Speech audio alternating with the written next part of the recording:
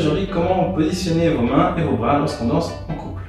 On va tout d'abord commencer les garçons avec notre main gauche et venir la positionner avec le pouce au milieu de la main droite de la danseuse. On va simplement fermer sa main sur la main de la danseuse et la danseuse elle viendra fermer sa main sur le pouce du garçon. Important pour les danseuses, ne pas forcer et fermer votre main, d'accord? Simplement venir poser tout doucement votre main sur le pouce. Autre chose importante, ce fameux W, d'accord? Le W qui nous permet justement de garder une distance réglementaire, normale, standard, lorsqu'on danse en couple, ok? Chose importante, ne jamais détendre son bras. Toujours garder ce fameux W, ce sera peut-être plus facile aussi pour faire les autres mouvements.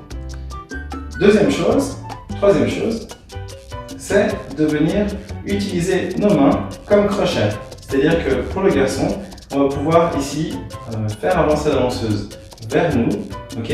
Mais cette pression sera uniquement faite grâce aux doigts, d'accord? Et pas intégralement avec le mouvement. Donc, on viendra simplement avec nos doigts faire bouger la danseuse, la déplacer vers nous en exerçant cette pression, comme ça, d'accord? Là, la chose importante pour la danseuse, d'accord, c'est que ses bras ils suivent, c'est-à-dire qu'elle devra contracter légèrement cette partie-là pour avoir la pression et qu'elle puisse avancer. La danseuse ne doit surtout pas détendre son bras, parce que sinon là, toute la force que nous on a mis sera totalement annulée, d'accord? Et voilà, pour la première partie.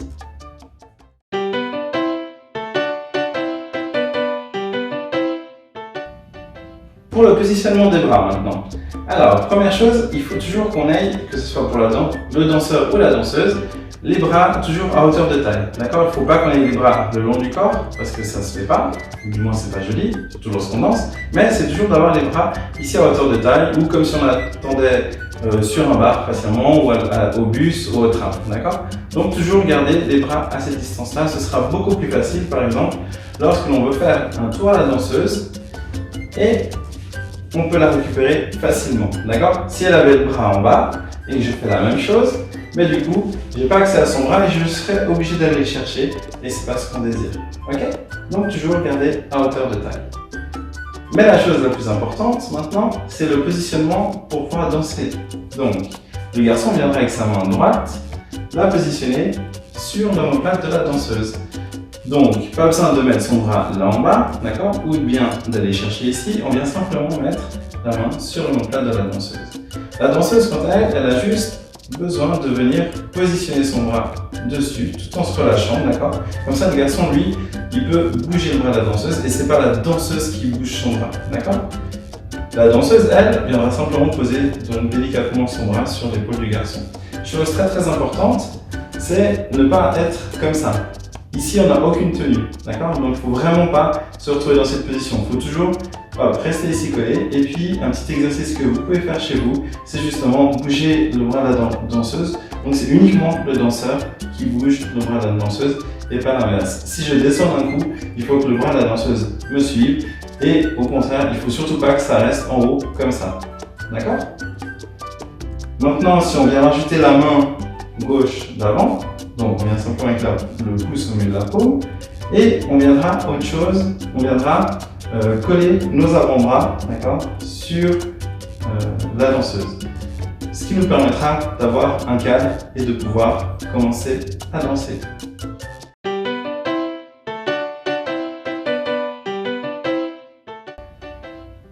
Ferme et souple. Lorsqu'on danse, effectivement, il ne faut pas que nos bras soient ultra rigides, il faut que nos bras soient assez souples.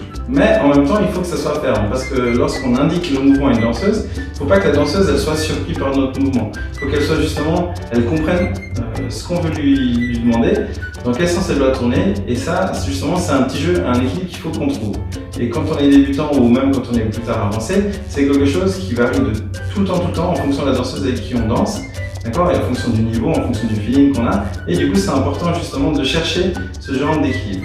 Alors, pour ça, première chose, pour les deux, le garçon, quand il pousse, donc le danseur, quand il pousse une danseuse, la danseuse, elle doit pousser à son tour contre. D'accord? Donc, les bras ici, ils restent en équilibre. Et si on s'écarte un tout petit peu, on peut tenir en équilibre l'un contre l'autre. D'accord? Quelle que soit la taille, le poids de la danseuse, il faut juste trouver justement cet équilibre. Il ne faut surtout pas que nos bras, si on se met en équilibre, que nos bras fassent ça. Parce que du coup, là, il y a un déséquilibre qui se crée. D'accord? Donc, toujours de toute manière, avoir les bras de cette manière. Autre chose, lorsque l'on fait un début d'une figure, pour les garçons, important, on déplace la danseuse avec son bras en entier. Donc là, c'est le seul moment où le garçon, lui, il va avoir son bras totalement déplié et ensuite, il pourra la retirer. Par exemple, si je fais un enchouf là, je pousse et je la tourne. Et du coup, ici, je vais utiliser le fameux crochet qu'on a vu avant pour la tirer vers moi. Et là, ce sera important pour la danseuse de contracter son bras pour qu'elle puisse venir parce que je vais lui demander de revenir sur mon épaule.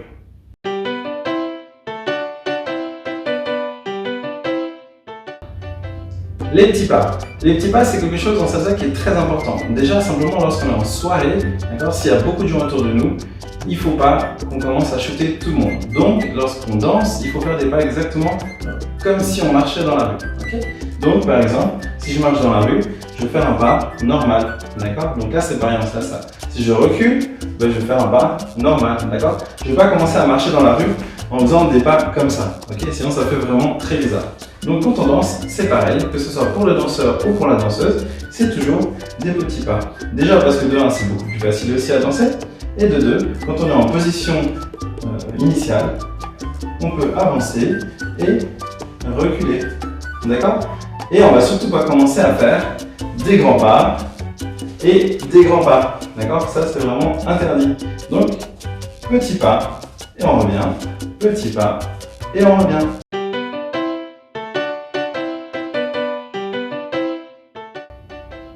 Respecter tous les temps. Alors effectivement, lorsqu'on danse, généralement il y a toujours le professeur ou la prof qui commence à compter 1, 2, 3, 5, 6, 7. Alors il peut très bien compter 1, 2, 3, 5, 6, 7, 8. D'accord? Pardon, j'ai oublié le 4. 1, 2, 3, 4, 5, 6, 7, 8. Mais généralement on compte 1, 2, 3, 5, 6, 7. Pourquoi on ne compte pas le 4 et le 8? C'est simplement parce qu'on doit justement observer des petites pauses. Lorsqu'on danse, étant donné qu'on est censé marcher, d'accord, on va continuer de mettre un pas après l'autre. Si on commence à accélérer, on va continuer à mettre un pas après l'autre, d'accord?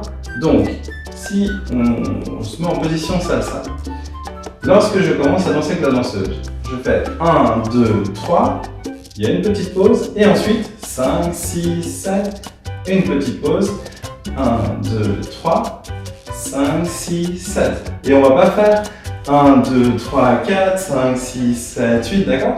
On va essayer de chercher justement ce petit temps mort qui nous permettra, 1, 2, 3, de respirer, 5, 6, 7. Mais le temps qui s'appelle 4 et 8, d'accord? Ça nous permet également de regarder où est-ce qu'on veut aller la danseuse.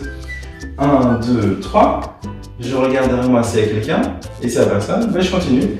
5, 6, 7, 8, je regarde également où est-ce que j'ai envie de l'amener, et puis ensuite 1, 2, 3, je peux continuer comme ça, d'accord? Donc très important, qu'on soit débutant ou intermédiaire ou avancé, toujours respecter tous les temps et pas commencer à partir dans tous les sens.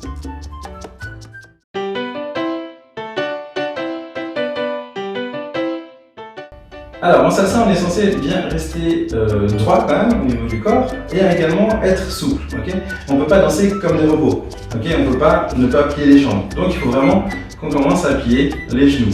Mais les genoux, ça ne veut pas dire qu'on doit être tout mou ici après. Donc il faut vraiment qu'on soit avec une tenue assez droite au niveau du corps, mais en même temps au niveau des genoux, qu'on puisse être assez flexible. Ça c'est quelque chose de très important.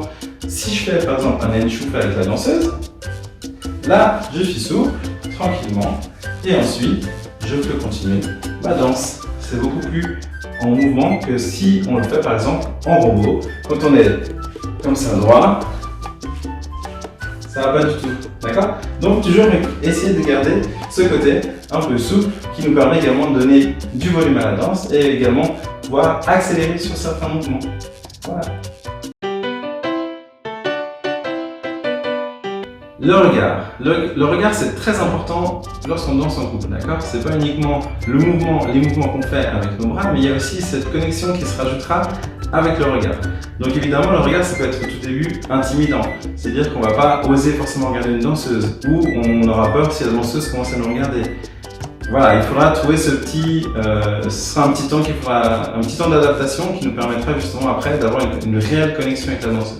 Donc pareil, on ne doit pas regarder tout le temps la danseuse droit dans les yeux, mais à l'inverse, il ne faut pas continuer à regarder à gauche et à droite, voir si on connaît des amis. D'accord? La danse, ça se fait en couple, et du coup, quand on danse, on regarde la danseuse, et lorsqu'on lui fait faire un tour, par exemple, on vient ici et on la regarde, parce que justement, c'est une danse qui se danse à deux.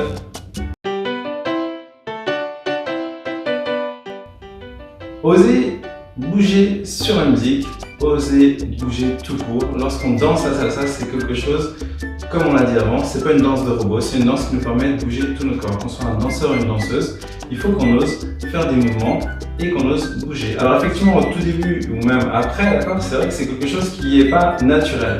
C'est pas quelque chose qui nous met à l'aise généralement. Mais lorsqu'on débute ou lorsqu'on continue à danser, il faut oser bouger parce que justement ça nous permet de développer notre danse. Alors effectivement au début, lorsqu'on va bouger par exemple le bassin, ben c'est vrai que ça va être assez quelque chose de bizarre, quelque chose de compliqué, on va se dire « Waouh, j'ai jamais bougé le bassin ». Ben non, là il faut oser bouger le bassin, il faut essayer des choses, donc même essayer de bouger les épaules, essayer de bouger le bassin, d'accord? C'est quelque chose qui fait partie intégrante de la danse et ça nous permet également de gagner en assurance. Et puis, vous verrez par la suite, lorsqu'on danse, c'est quelque chose qui nous permet vraiment de donner un fil conducteur à la danse et que ça soit beaucoup plus fluide. Et justement, pas que ça soit intégré comme un robot où on bouge juste les jambes parce qu'il faut se déplacer. Essayez de mélanger tout ça et vous verrez que la danse sera beaucoup plus facile.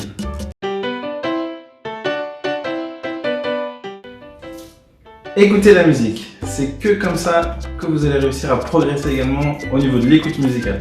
Écoutez la musique, passez-vous des musiques en boucle, essayez de danser dessus et vous verrez qu'en écoutant, vous allez pouvoir progresser également et reconnaître les différentes variations de temps.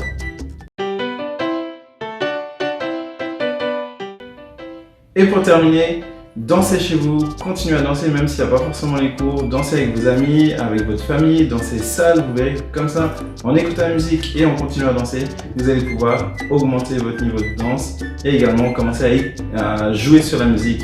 Et lorsque vous pourrez, sortez en soirée parce que c'est en soirée également que vous arriverez à développer votre style, à comprendre aussi qu'il y a des différents niveaux de danseuses, différentes pressions qu'il faudra utiliser, donc sortez en soirée, vous pourrez également beaucoup plus vous lâcher et gentiment évoluer dans le milieu de la danse.